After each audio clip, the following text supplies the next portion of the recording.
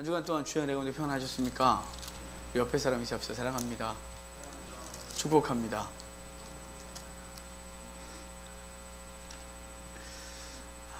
제목이 있습니다. 같이 읽겠습니다. 시작. 속량하셨음을 기억하라. 아멘. 오늘은 12장부터 15장까지 보려고 합니다. 지난주에 11장까지 봤고요. 12장부터 볼 텐데요. 자, 12장을 피셔야겠죠? 12장 피셨으면 12장 1절을 같이 읽도록 하겠습니다. 같이 읽겠습니다. 내 조상의 하나님 여호와께서 내게 주셔서 차지하게 하신 땅에서 너희가 평생에 지켜 행할 규례와 법도는 이러하니라. 아멘. 여기 지금 무슨 말씀을 하시냐면 내 조상의 하나님 여호와께서 내게 주셔서 차지하게 하실 땅, 바로 가나안 땅에 들어가거든 이제 내 평생에 지켜 행할 규례와 법도는 이러하니라. 가나안 땅에 들어가거든 이렇게 살아라, 이렇게 말하는 거예요. 그러니까 레위기는 이스라엘 백성들이 광야에 나왔을 때 하나님이 광야에서 지킬 규례, 그리고 그것이 원론적인 말씀이 레위기 말씀이라면 이제 가나안 땅에 들어가면 형편이 좀 달라져요. 광야에서 모여 있었잖아요. 그들이 성막을 중심으로 모여 있었기 때문에 그냥 규례가 딱 간단했는데, 그들이 가나안 땅에 들어가면 여러 가지 새롭게 부딪힐 환경들이 있어요. 그래서 거기에다가 그렇기 때문에 레위기에다가 좀 추가하고 레위기에 있는 이야기들을 좀 바꿔서 정착민으로서 살아야 될 규례를 주시는 말씀이 오늘 12장부터 26장까지가 신명기 법전이라고 하는 주제를 갖고 있어요. 레위기 말고요, 신명기 법전이에요. 가나안 땅에 들어가서 지킬 규례가 12장부터 26장까지 쭉 기록되어 있는 거죠. 이 중에는 레위기에 있는 말씀을 그대로 넣은 것도 있고, 레위기에 있는 말씀에 추가되거나 변형되거나 없었던 것이 더 많이 들어온 이야기가 있게 되어져요. 자, 이걸 우리가 볼 텐데 여기 이래요. 그 땅에서 지켜야 될 규례와 법도. 규례와 법도를 이렇게 칼로 물을 자르듯이 딱 자를 수가 없어요. 이 말씀은 어차피 비슷하거든요. 하나님께서 우리에게 주신 삶의 규례들이에요. 그 하나님의 백성이 살 규례죠. 그러니까 우리가 대한민국 국민이면 대한민국 국민으로 살아야 될 법의 규칙이 있잖아요. 나라마다 조금씩 다르겠죠. 우리가 여호와의 백성이에요. 하나님의 백성인데 하나님의 백성으로서 살아야 될 규례가 있는 것입니다. 여러분, 그러니까 저와 여러분은 우리가 세상에 산다고 세상의 법대로 사는 존재가 아니라 우리는 이 땅에 육신을 거하고 있지만 우리는 하늘의 시민권자로서 여호와를 통치자로 둔 여호와의 백성이에요. 하나님의 나라에 살고 있는 거예요. 그러면 우리는 하나님의 나라의 백성답게 살아야 될 규칙이 있겠죠. 그 규례와 법도를 말해요. 여기 이스라엘 백성은 가나안 땅에 들어가면 지킬 규례래요. 우리에게는요, 이 땅에서요? 천국에서요? 천국에서 무슨 지킬 규례가 있겠어요? 그것에는 이미 구원받은 하나님을 찬송하고 그분께서 주신 놀라운 은혜를 누리는 것 외에는 아무것도 없는 거죠. 그러니 우리는 어디서 지켜야? 이 땅에서 지키는 거죠. 이 땅이 광야도 되고 이 땅이 가나안 땅도 되고 다 되냐? 다 되겠죠. 광야에 우린 그래서 아직과 이미 사이에 거해요. 우리는 이미 하나님의 나라를 유업으로 얻었음에도 불구하고 아직 완성되지 않은 것이죠.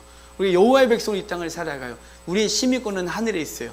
우리는 이미 하나님의 보좌 그 천상의 보좌에 이미 안침받은 존재들로 살아가고 있는 거예요. 이제 그 백성으로서, 하나님의 나라의 백성으로서 어떻게 살아야 되느냐, 이 얘기를 여기 해줄 거예요.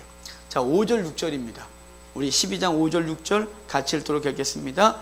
오직 너희 하나님 여호와께서 자기 이름을 두시려고 너희 모든 지파 중에서 택하신 곳인 그 계실 곳으로 찾아 나아가서 너희의 번제와 너희의 제물과 너희의 11조와 너희 손의 거제와 너희 소원제와 낙헌 예물과 그의 소와 양의 처음 난 것들을 너희는 그루로 가져다가 드리고. 아멘.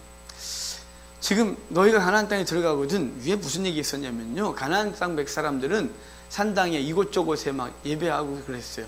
너희는 그 사람들처럼 하지 말고 너희는 한 곳을 정해서 내가 정해줄 거니까 그곳에 가서만 예배 드리라고 말하는 거예요. 가나안 땅에 들어가자마자 첫 번째 실로라는 곳에 성막을 뒀고 그곳에서 예배했어요.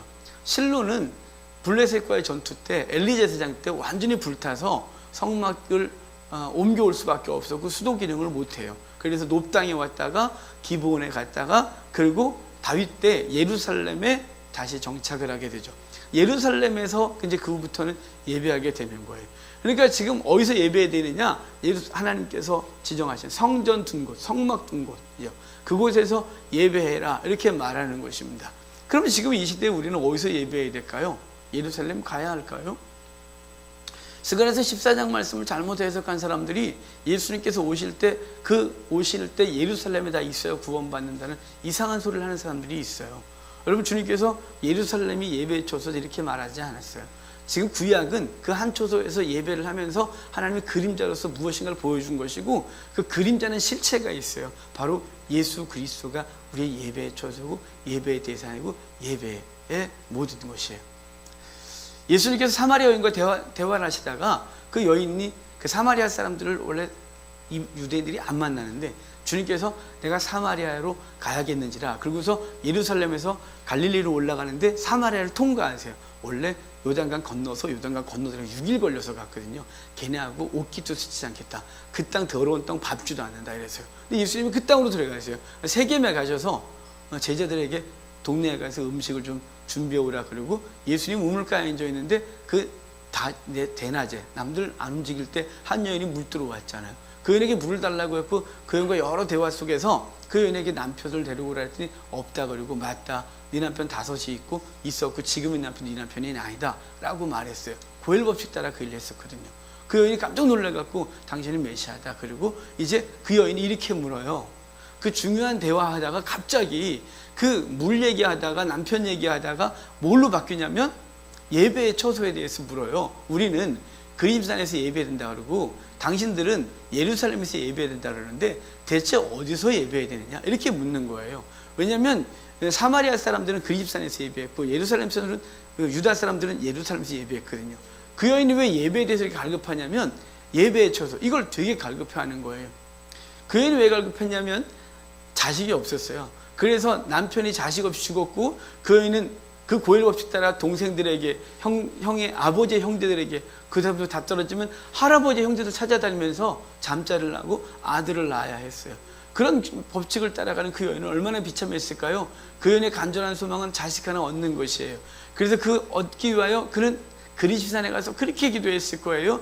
아마 막 금식하며 기도하고 작정해서 기도하고 정말 비참한 인생 가운데 아들 하나 달라고. 그런데 여기 메시아를 만났잖아요. 그래서 묻는 거예요. 내가 그동안 그리시산에서 기도했는데 거기가 아닌가요? 예루살렘이 예배초소인가요? 그랬더니 주님 말씀하시는 거예요. 거기도 아니고 거기도 아니고 신령과 진정으로 예배할 때가 오나니 곧 이때라. 바로 당신이 예배를 받는 곳이고 받은 분이고 예배의 초소임을 분명히 말씀하셨어요. 그래서 그 여인이 예수님의 말씀 알아듣고 동네에 가서 사람들을 불러내서 사마리아에서 예수님이 말씀을 며칠 동안 증거했던 사건이 있어요.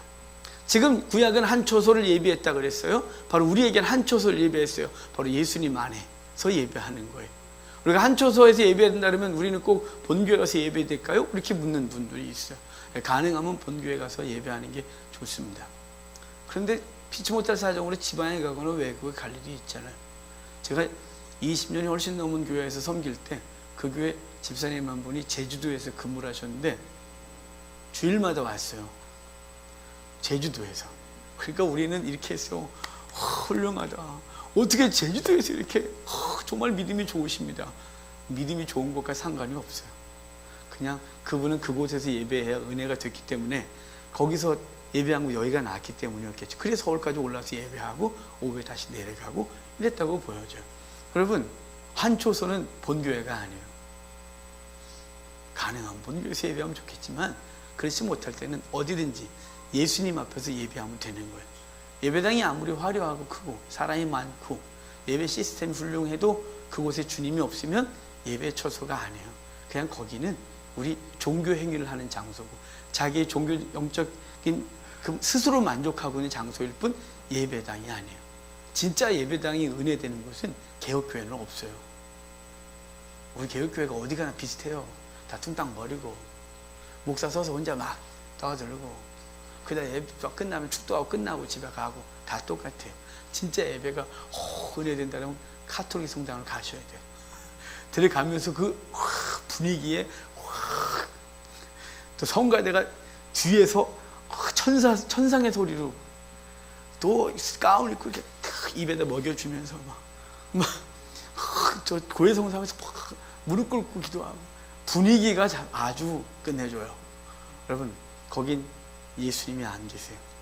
거긴 예수님보다 마리아가, 예수님보다 행위가, 예수님보다 성인들이 숭배되고 있어요. 거긴 예수님 앞에 예배하는 장소가 아닌 거예요. 장소가 아무리 훌륭하고 아무리 멋있어서 예배 곳이 아니에요. 장소가 아무리 초라하고 사람이 두세 명밖에 모이지 않았어도 그곳에 하나님이 주님 앞에 예배하는 곳이라면 그곳이 예배의 처소인 거예요.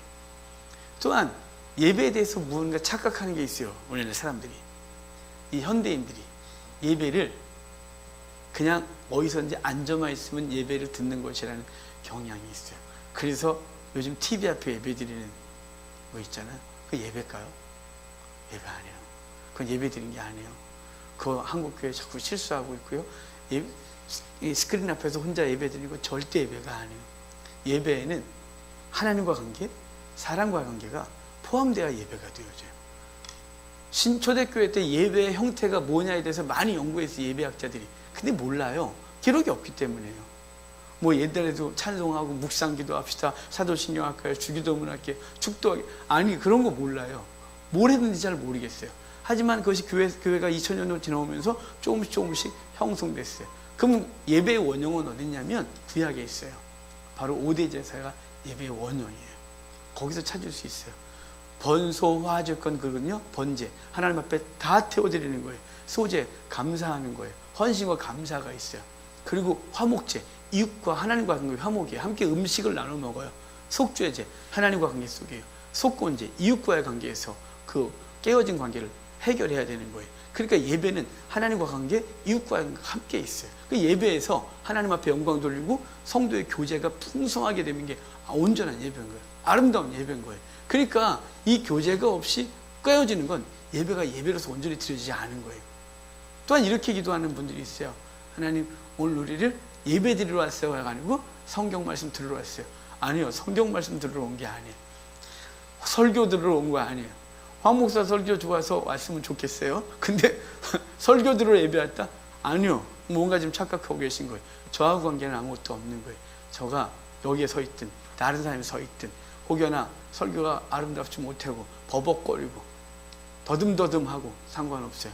여기서 설교 안 하고 성경만 읽었어요. 상관없어요. 우리는 누구한테 왔냐면 예배, 하나님 앞에 예배하러 모인 거예요.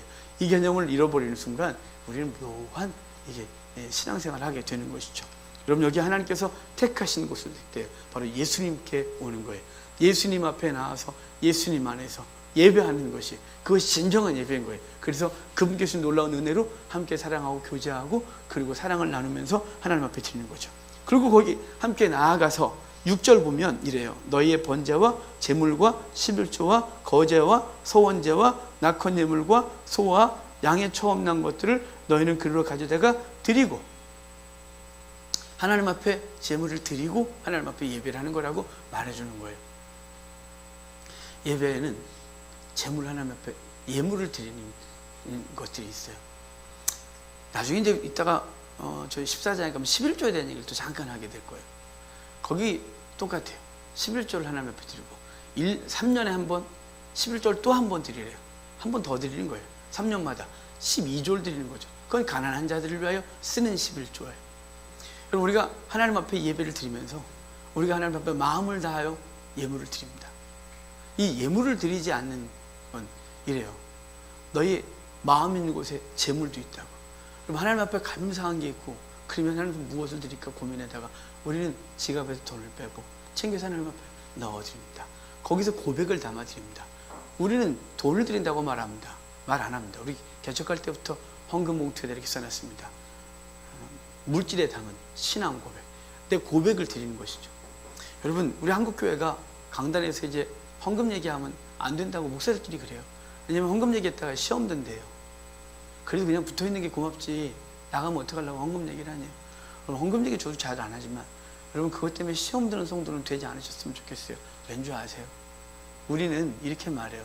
주를 위해 삶을 바친대요. 주를 위해 생명을 드리겠대요. 주를 위해 인생을 다 드리겠대요. 그런데 희한하게 얘기를 하다가 재물 얘기를 하면 마음을 닫아요. 왜 그럴까요? 우리가 섬기는 게 주님이 아니라 재물이기 때문에 그래요.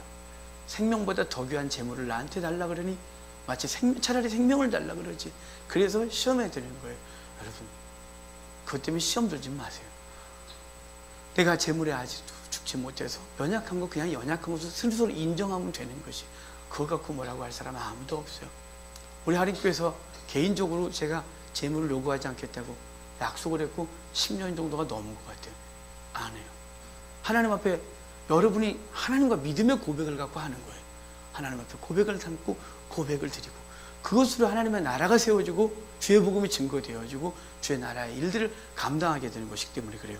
그래서 6절 그리고 7절의 그 맨 마지막에 너희들은 예배를 통하여 즐거워하라고 하는 거예요. 하나님 앞에 한 장소를 정하고 너의 마음을 드리고, 그리고 온 가족과 함께 그 음식을 나누면서 그리고 함께 즐거워하는 예배를 드리라고 말하는 거죠. 여러분, 주님 앞에서 아름다운 예배가 우리 속에 평생 있기를 바랍니다. 하나님 앞에 그 관계가 깨어지지 않기를 바라요. 이렇게 해놓고 이제 중간에 고기 먹는 얘기 뭐 이런 얘기가 좀 있어요. 좀 빼고 넘어갈게요. 자, 13장 넘어가 볼까요? 13장 1절입니다. 13장 1절, 2절, 3절 같이 읽도록 하겠습니다. 너희 중에 일어나서 이적과 기사를 내게 보이고 그가 내게 말한 그 이적과 기사가 이루어지고 너희가 알지 못하던 다른 신들을 우리가 따라 섬기자고 할지라도 너는 그 선지자나 꿈꾸는 자의 말을 청종하지 말라. 이는 너희 하나님 여호와께서 너희가 마음을 다하고 뜻을 다하여 너희 하나님 여호와를 사랑하는 여부를 알려하라 하사 너희를 시험하심이라. 아멘. 선지자나 꿈꾸는 자가 일어나서 이적과 기사를 내게 보이리라 할지라도 그들을 따라가지 말아요. 이는 하나님께서 너희를 시험하신대요. 너희가 마음과 뜻과 정성을 다하여 여호와를 사랑하는지 시험하시고 있대요. 여러분, 지금 거짓 선지자나 무슨 마술사가 일어나서 무슨 표적을 행한다고 우리가 이럴 사람은 별로 없겠죠. 고대 때는 그렇지 않았어요. 선지자는 예언을 해줬거든요. 예언이요. 미래를 이렇게 하는 말을 해줬어요. 여러분, 그런데 우리 기독교는 예언이요, 예언하는 게 아니에요. 이상하게 우리 기독교에 점치는 이상한 그런 분위기 들어와갖고 예언한다 그러는데요. 여러분, 성경에 예언이 있으니까 예언이잖아요. 여러분, 예언하고 우리가 말하는 예언하고 달라요. 예언, 그럼 뭐냐면 미리 예제, 미리의 말씀원에 미리 말해주는 거죠. 우리가 아는 예언이라는 게. 근데 성경에서 말하는 예언은 미리 예자가 아니에요. 받들 예예요. 하나님 말씀을 받아서 전하는 걸 예언이라 그래요. 하나님께서 뭐라 말씀하시는지 그걸 듣고 그것을 전달해 주는 걸 예언이라 그러는 거예요. 구약의 선지자들이 자기가 미래를 맞추는 게 아니라 하나님 말씀하신 걸 전했어요. 그런데 자꾸 이게 신비주의에 빠지면, 그것에 미혹을 당하면 미래를 자꾸 알고 싶은 거예요. 알면 뭐 할 거예요? 알면 뭐 할 겁니다. 오늘 하나님 앞에 내가 어떻게 사느냐가 중요하지. 자꾸 미래를 알려고 하고 그것에 대해서 또 50% 맞는데, 점쟁이들도 50% 맞는데요. 제가 알려드릴까요? 오늘 여러분 집에 가서 저녁을 맛있게 드실 겁니다. 50%는 맛있게 드실 거고 50%는 싸우다가 먹어갖고 밥맛이 떨어질 거고, 둘 중에 하나입니다. 분명히 내일은 여러분 출근을 하실 겁니다. 출근하다가 재수없는 일을 분명히 겪을 겁니다. 전철을 타다 부딪히든지 회사 가갖고 직원하고 싸우든지 내일 제 예언의 능력을 인정하시게 될 겁니다. 여러분, 은사사역자들이 고백했어요. 자기들도 50% 정도 맞는다고. 여러분, 그걸 왜 합니까? 여러분, 거짓 선지자, 그리고 여기 꿈꾸는 자, 이 꿈꾸는 자는 바로 그런 거예요. 꿈꿨다, 내가 봤다, 들었다, 막 이런 거죠. 그런 걸 미혹당하지 말아요. 만약에 그렇게 해서 대박이 터졌다 칩시다. 요번에 뭐 저 미국에서 8억 5천억이요? 맞나요? 저 복권, 그 여인 50명의 경찰이 경호해 준다대요. 그 여인은 이제부터 개인의 삶은 없습니다. 8억 5천억 때문에. 없는 때가 더 행복했을 겁니다. 이제 여러분, 만약에 내가 여러분에게 예언해 드리면서 요번 주에 복권 하나 사십시오, 어느 집사님께, 그러고 그 복권이 진짜 일치됐어요. 그럼 제가 또 얼마나 훌륭한 사람이 될까요? 그 집사님에겐 저는 영웅이고, 이제 그때부터는 제 말을 안 들으면 큰일 납니다. 이제 노예가 될 겁니다. 저한테 한두 번 제가 무슨 얘기를 해서 맞으면. 그런 거 하지 말아요. 그런 거 추구하지 말아요. 그렇게 해서 이익을 얻었다 치자. 표적과 이적을 따르고 그러지 말래요. 그거는 뭐라는 거라고요? 하나님이 시험하고 있대요. 너가 나를 진짜 사랑하는지 아닌지. 여러분, 그러니까 이 땅에 세상이 주는 것에 귀 기울이지 마세요. 세상이 우리 가운데 무슨 대단한 것이 벌일 것처럼 막 그러고, 그리고 우리가 노력하지 않은 것 중에서 뭔가 얻는 것 같고, 세상에 나가면 그럴 것 같은 그 거짓 선지자와 그 꿈꾸는 것 같은 그런 짓에 대해서 귀 기울이지 마십시오. 그런 자들은 하나님이 기뻐하지 않는다는 거예요. 그러면 데살로니가 후서에서 그런 사람들이 이렇게 말해요. 그들은 거짓 것을 원래 좋아한대요. 원래부터. 그래서 심판받게 하려 하십니다. 그래서 그 성향이 그런 것들을 좋아하고 결국은 심판을 받을 거라고 말씀하고 있습니다. 그러면 그런 거 따르지 말고 우리 어떻게 하냐? 바른 신앙생활을 4절에 말해줘요. 자, 4절을 읽겠습니다. 너희는 너희 하나님 여호와를 따르며 그를 경외하며 그의 명령을 지키며 그의 목소리를 청종하며 그를 섬기며 그를 의지하며. 아멘. 여기 6개의 동사를 나열하고 있어요.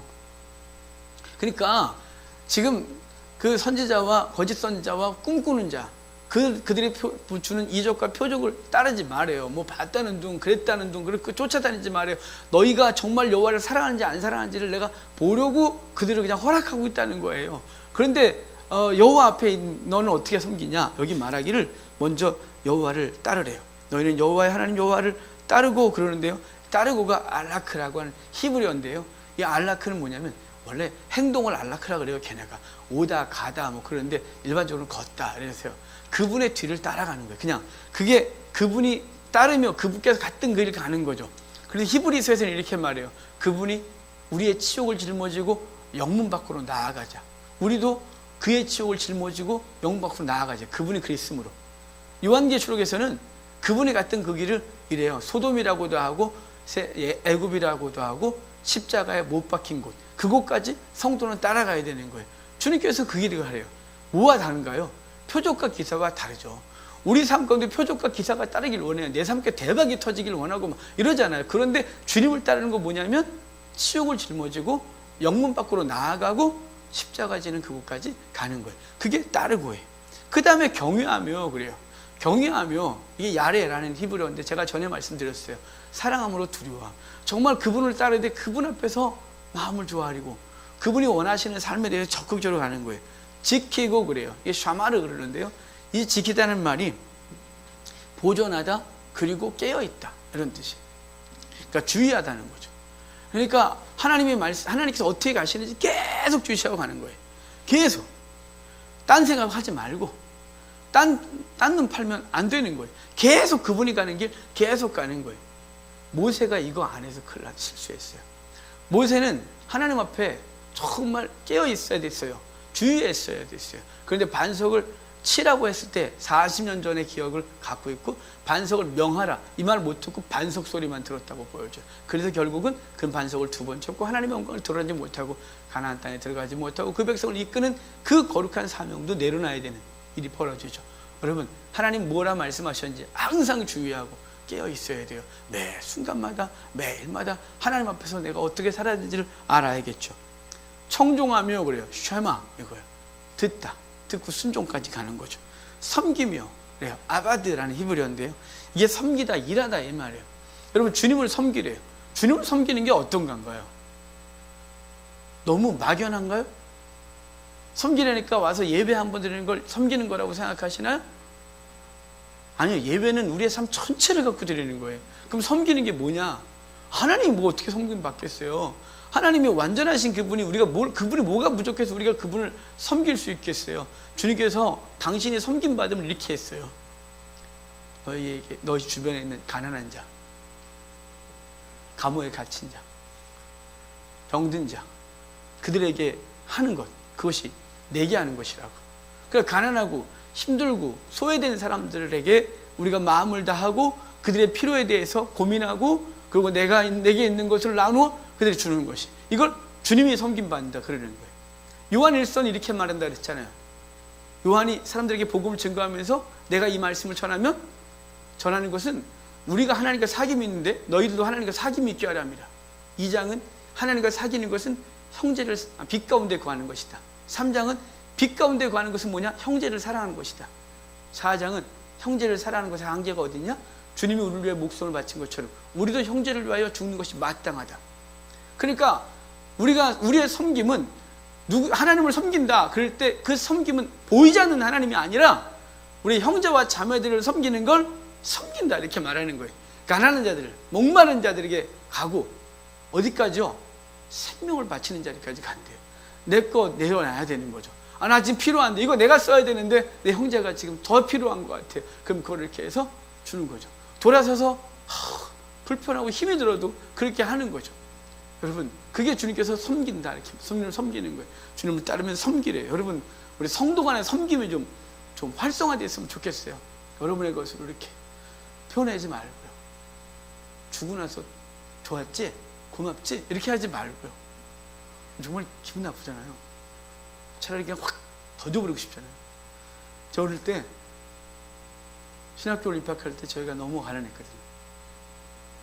신학교 입학하니까 시골 교회에서 이렇게 광고하셨어요. 규관이가 이번에 신학교 합격했습니다. 등록금을 내야 되니까 등록금 헌금을 다음 주에 하겠습니다. 광고해 주셨어요. 다음 주에 왔더니 등록금 헌금을 다 해주셨어요. 그리고 나와 그리고 전달시켜 주셨어요. 고마웠어요. 그리고 등록금 했어요. 그때 이를 악물었어요. 죽어도 이 짓은 목회할 때 안 한다 그랬어요. 여러분, 이미 도움 받은 사람은 그거 어떻게 할 수가 없는 상황이 됐어요. 이미 저는 자존심이 어릴 때부터 강해서 어느 집에서 밥 달라는 소리를 해본 적이 한 번도 없어요. 밥을 아무리 굶어도 밥 안 먹고 그 집에 놀러 갔는데 밥 먹었는데 내 밥 먹었어요. 그 밥상 옆에서 쫄쫄 굶고 앉아서 절대로 밥을 안 먹었어요. 남은 건 자존심밖에 없는 인생이었는데 그때 교회에서 제 자존심을 한 방에 무너뜨려 버렸어요. 고맙긴 했어요. 그래서 우리 교회는 10%의 우리 이 돈은 절대로 밝히지 않아요. 우리 개척할 때부터 저한테 주신 특권이에요. 교회 내에서 이런 것들은 안 말하기로, 묻지 않으시기로. 여러분, 똑같아요. 내가 줬어요? 밝히지 마세요. 그 사람 평생 그에게 고마워하고 평생 그에게 감사한 마음 잃지 않고 살아가요. 근데 이걸 생색내는 순간 바구 기분 되게 나빠져요. 그럼 여기 뭐라 그래요? 섬기래요. 그리고 다음에 있어요. 섬김 그렇게 하라는 거예요. 이거 오른손이하고 왼손이 모르게 하는 게 아니고 오른손이하고 니도 모르게 하는 게 그런 뜻인 거죠. 자, 그 다음에 의지하며 그래요. 이게 중요해요. 여기가 마지막에 이게 나바크라는 히브리어인데요. 이게 접착제로 붙이는 걸 말해요. 이게 접착력이 있어서 딱 붙인 걸 의지하고 이렇게 접착제로 붙이라 이 말이에요. 누구하고요? 주님께, 여호와께 붙이래요. 니를 이게 딱 붙여야 되죠. 요한복음 15장 이렇게 말했어요. 아버지 농부시고 난 참 포도나무니 너희는 가지고 내게 붙어 있으라. 그리하면 열매를 절로 맺겠대요. 붙으래요. 접착제로 붙이래요. 이렇게 붙어야 열매가 맺는 거예요. 근데 이 붙어 있는 게 쉬운 게 아니에요, 여러분. 여러분, 그럼 우리 주님께 붙어 있는 게 뭐라고 그랬어요? 전에 말씀 앞에, 기도 앞에, 은혜의 자리에 있어야 돼요. 몇 번 해보고 없네 이러지 마시고, 성경 좀 읽다가 별것도 없어 이러지 마시고, 기도 좀 해봤는데 요새 작전 기도 좀 해봤는데 별게 없더라고 이러지 말고 붙어 있으셔야 돼요. 여러분, 사람들이 성공한 사람들을 보면서 한 방에 된 줄 알아요. 장사가 대박이 난 사람들 보면서 저 장사가 그냥 한 방에 터진 줄 알아요? 여러분, 그런 생각하지 말아요. 그 사람은 그 업계에서 바닥부터 헤맸던 거죠. 그 짜장면 집 가면 불에다가 막 냄비를 막 이러고 있잖아요. 여러분, 해보셨어요? 제가 그런 냄비가 어디 기도원에 있길래 했다가 한 번을 못 하겠더라고요. 이번에 여기 학생 수련회 가서, 청소년 수련회 가서 주방에 내가 들어가서 이게 있길래 이렇게 들지도 못하겠던데 저는. 근데 짜장면 하시면 뭐 이러잖아요. 불. 이거 수십 년을 이 짓해서 그래요. 이 짓이라네. 이거에서 그 자리까지 갔어요. 떡볶이 하나도 쉬운 게 아니에요. 호떡 하나 굽는 게 얼마나 어려운 줄 알아요? 호떡 잘못하면 맨날 옆으로 터져갖고 그게 꿀이 계속 나와요.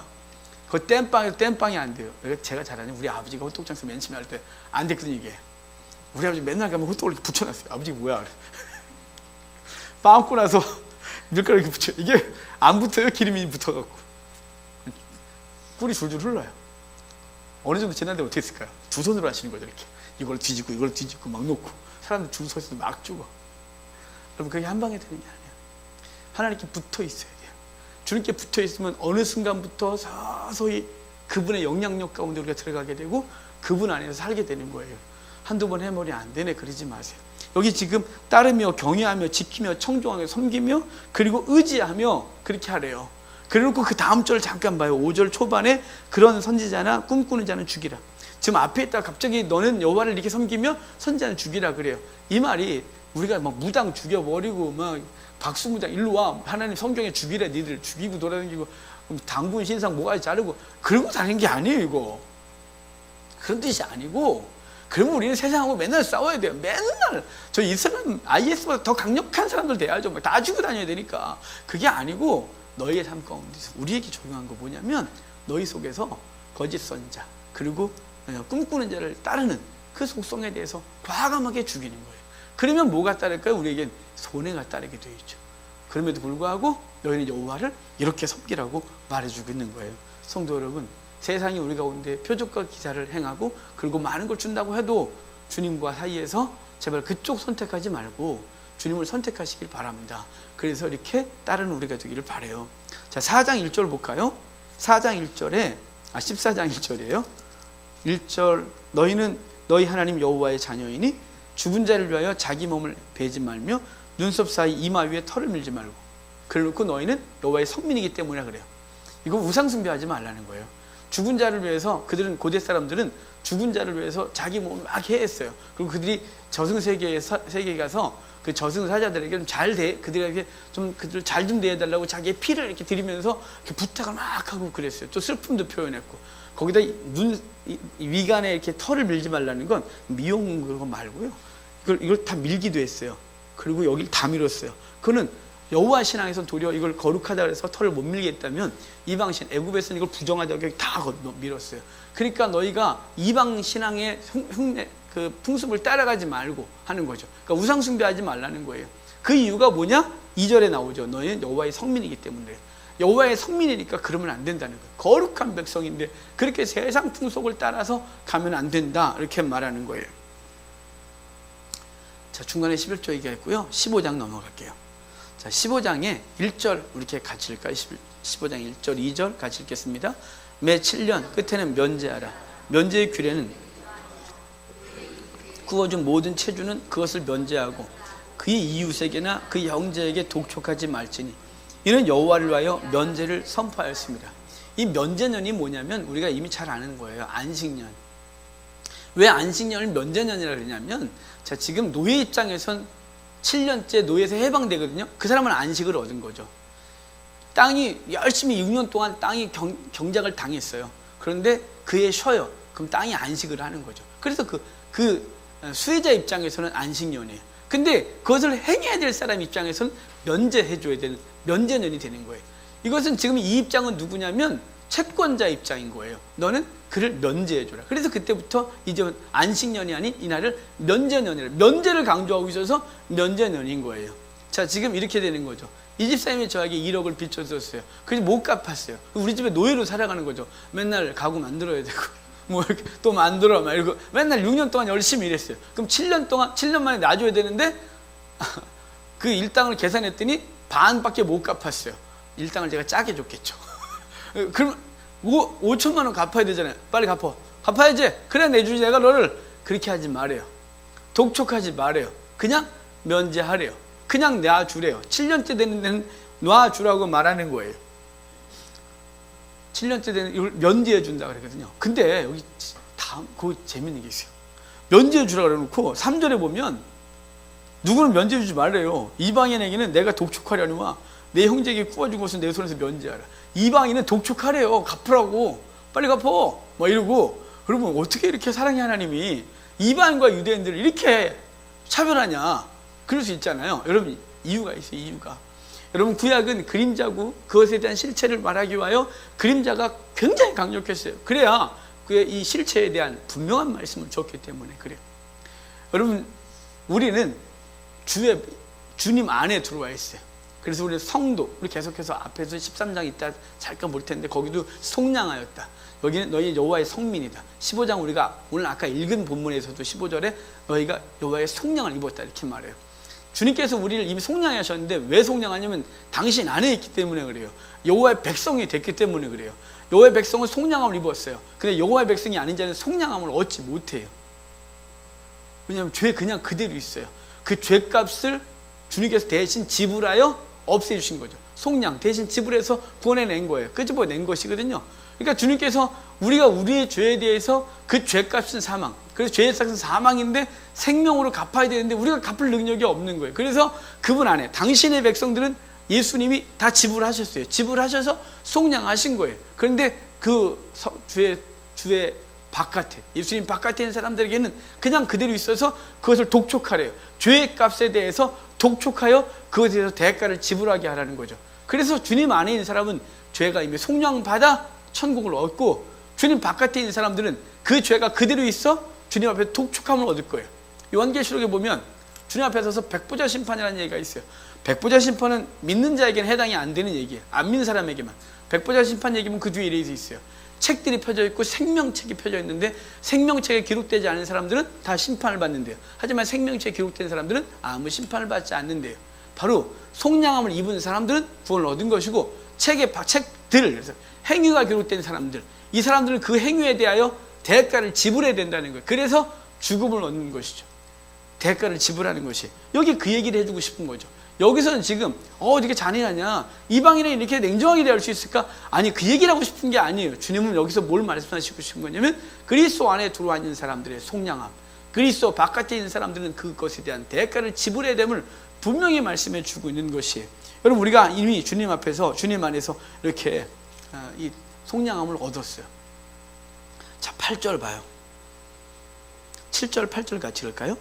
내 하나님 여호와께서 내게 주신 땅 어느 성읍에서든지 가난한 형제가 너와 함께 거주하거든 그 가난한 형제에게 내 마음을 완악하게 하지 말며 내 손을 움켜 취지 말고 반드시 내 손을 그에게 펴서 그에게 필요한 대로 쓸 것을 넉넉히 구워주라. 주님께서 그 주신 은혜, 바로 성민이고 속량함을 입은 백성이기 때문에 너희는 그 백성으로서 그렇게 살라고 하는 거예요. 10절도 보면 너는 반드시 그에게 줄 것이요 줄 때는 아끼는 마음 품지 말고 주래요. 그래서 그로 하여금 그 삶을 유지하라고 하셨는데요. 자, 이제 그 면제년 때 면제에 대한 얘기를 다시 좀 하면 13절 봅시다. 13절 14절 같이 읽겠습니다. 그를 놓아 자유하게 할 때에는 빈손으로 가게 하지 말고 내 양 무리 중에서와 타작 마당에서와 포도주 틀에서 그에게 후히 줄지니 곧 내 하나님 여호와께서 내게 복을 주신 대로 그에게 줄지니라. 아멘. 이제 6년 부리고 7년째 나가라고 하는데 풀어주는 거예요. 이건 의무예요. 그럼 풀어줄 때 그냥 가 그러면, 아니 빚 못 갚아서 끌려와서 노예 생활했는데 그냥 놔주면 그런 노숙자가 돼야 안 되겠습니까? 아무것도 가진 게 없는데. 그래서 너는 그를 놔줄 때 뭐 하냐면 재산을 띄워주래요. 그가 살 수 있도록. 그러니까 전세집도 하나 얻어주고, 저기 장사라도 하나 해야 되니까 트럭도 하나 사주고, 초기 자본도 좀 대주고, 그럼 뭐 수입이 생길 때까지 살아야 되니까 한 6개월 정도 생활비 좀 대주고, 그렇게 해서 내주라는 거예요. 그러니까 어쩌면 이렇게 노예로 안 삼는 게 훨씬 좋을 수도 있어요. 괜히 어영부영했다가 놔줄 때 더 줘야 되는 상황이. 하여간 여기 그렇게 해주래요. 바로 주님께서 면제년에 단순히 면제가 아니라 그를 돌보는 것까지 가는 거예요. 그러니까 주님께서 우리에게 우리의 죄를 속량해 줄 뿐 아니라, 우리의 죄를 끝낸 게 아니라 거기서 끝나지 않고 우리에게 복 주시고 우리의 삶을 인도하시고, 그리고 우리의 삶 가운데 계속 함께 하셔서 그 은혜를 끊임없이 부어주시는 거죠. 천국을 얻게 하시고 주님을 찬송할 수 있는 자리에 서게 하시는 그 놀라운 은혜를 입게 하시는데, 바로 주인은 그렇게 행하라는 거예요. 왜냐?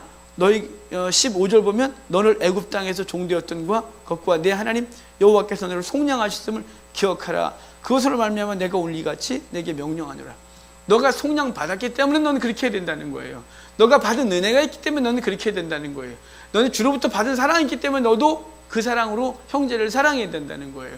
주님께서 너를 위해 목숨을 바쳤기 때문에 너도 형제를 위하여 네 목숨을 바치는 것이 마땅하다, 이렇게 말씀해 줘서 우리로 하여금 그 채권자 같이 살아가지 말고 그들이 면제해주는 이 마음으로 이 땅을 살아야 되는, 주님이 그렇게 하셨고 우리도 그렇게 행해야 하는 것이에요.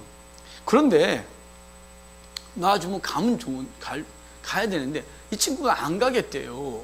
왜냐면 6년 동안 그 집에 있어 보니까 자기가 혼자 살 때보다 훨씬 편한 거예요. 주인이 잘해주고, 거기다 또 레위기에서는 이래요. 그가 거기 갔다가 주인이 또 여자 한 명 소개해주고 결혼도 하고 애까지 낳았어요. 그러니까 너무 좋아서 나 안 갈래요. 나 그럼 이 집에 영원히 살래요. 그러면 장로들한테 가서 영원히 살겠다고 얘기하고, 장로들은 그 사람을 데리고 와서 그 집에 문설주에다가 귀를 대고, 오른쪽 귀를 대고 거기다 송곳으로 빵 뚫어요. 이렇게 대고, 그 다음에 여기다가 링을 하나 빵 박아주는데, 이를 자유종, 뚫린 귀를 갖고 있는 자유종이라고 말해요. 이 사람은 이때부터는 노예가 아니에요. 그는 청지기로 살아가는 거예요. 스스로 원해서 종이 됐으니까, 주인이 시켜서가 아니라 6년 동안 주인의 마음 다 알았고, 6년 동안 주인이 어떤 의도를 갖고 살아가시지 아니까 주인이 원하는 걸 다 자기가 적극적으로 하는 자가 되는 게 이제 뚫는 길을 갖고 있는 사람이에요. 여러분, 저와 여러분 이미 하나님의 나라에 그 성전 기둥에 귀를 대고 구멍을 뚫은 사람이라는 사실을 항상 인지하고 사십니까? 여러분, 주님 앞에서 내가 스스로 노예가 된 자라는 종이 된 사람이라는 걸 기억하셔야 돼요. 자꾸 종하고 노예하고 제가 왔다 갔다 하는데, 우리는 성경을 종이라고 번역했고요. 사실 원어로 더 따지면 종보다 더 강력한 노예라는 의미로 쓰여요. 그러니까 우리는 주님께 스스로 노예가 된 사람들이에요. 내 의사를 갖고 있지만 내 의사를 기꺼이 주께 복종시키는 사람들이에요. 이 갈라디아서 이래요. 너희가 하나님의 아들이라는 명분을 얻었는데 너희가 예수가 죄를 질 수 있냐? 아니래요. 이것을 육체의 기회로 삼지 아니하고 도리어 성령의 열매를 맺는 귀한 기회로 삼아야 된다는 거예요. 로마서 5장도 그래요. 죄를 질 수 있느냐? 그럴 수 없느니라. 그 죄를 은혜를 더하게 하려 죄를 질 수 있느냐? 그럴 수 없느니라. 이제 더 이상 우리는 죄 짓는 존재가 아니다. 기꺼이 주를 위해 목숨을 거는 존재가 됐다. 이렇게 말하는 거죠. 여러분, 주를 위해서 스스로 노예가 됐습니까? 아니면 지금도 여전히 그냥 빈목 갚은 노예로 살아가십니까? 여러분, 주님께 붙어 있게 되고요. 주님을 섬기고 이러다 보면 그분께서 주는 그 노예의 자유, 이 뚫린 귀의 자유함을 누리고 살아가는 사람이 되어야 하는 것이에요. 요즘은 한국교회가 섬김이 너무 없어졌어요. 아까 섬김에서 잠깐 얘기를 해도 됐겠지만, 우리 요즘은 예배, 그러면 예배 드렸다. 그럼 뭘 하냐면 11시면 11시, 뭐 1시면 1시, 아무 때나 가서 예배 한번 딱 드리고 헌금을 드리고 축도 딱 끝나고 딱 온 걸 성도의 의무를 다 했다고 생각하는 거예요. 교회가 건강하고 전투적일 때는 그래 본 적이 없어요. 교회가 병들었을 때 그런 거예요. 병들었을 때. 중세교회가 병들었을 때 사제들은 여기 있고 성도들은 밑에 있고, 그들이 포도주 못 마시고 전병 하나 먹으면서 와서 성경도 절대 보면 안 되고, 그리고 일주일 동안 하다가 와갖고 읽고. 교회가 병들 때 그랬어요. 교회가 건강할 땐 성도가 되는 순간 곧 거룩한 군사로 거듭났어요. 지금은요, 병들었을 때예요, 우리 한국교회가. 그래서 성도인데 군사가 없어요. 성도인데 섬기는 자가 없어요. 성도인데 주를 위하여 헌신하는 사람이 없어졌어요. 예배 드리고 집에 가면 일상의 삶을 살다가 주일날 가야 돼 이래갖고 오는 정말 무능력한 교회가 됐어요. 200~300명이 넘어가면 교회 일이 많아집니다. 그래서 요새 우리 한국교회가 어떻게 되냐면 청소 용역 좋습니다. 식사 용역 좋습니다. 섬기고 헌신하는 사람이 아무도 없어졌습니다. 여러분, 저와 여러분들은 그렇게 되지 않기를 바랍니다. 정말 우리는 뚫는 길을 갖고 있어서 스스로 종이 된 사람들입니다.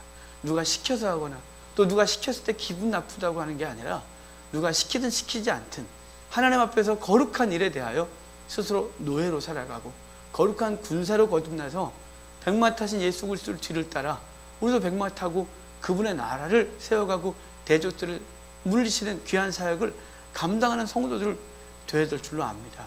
그래서 이 시대 12장부터 15장까지 우상 숭배하지 마라 라고 말하면서 너희는 면제년 이거 얘기하고, 그러면서 거기 얘기가 뭐냐면 13장 5절에도 속량하였습니다. 아까는 너희가 성민이 되었기 때문이다. 지금 15장 15절에도 하나님께 너희를 속량했기 때문이다. 우리가 그렇게 살아야 될 이유, 그것은 우리가 속량받았기 때문이에요. 예수님이 나 같고 구원하신 그 놀라운 은혜를 입었기 때문이에요. 그래서 나는 주를 위해서 어떻게 살아야 되느냐가 평생 숙제가 되고, 그리고 그것을 위하여 삶을 살아가는 우리가 되어줄 줄 믿습니다. 우리 찬송하고 기도합시다.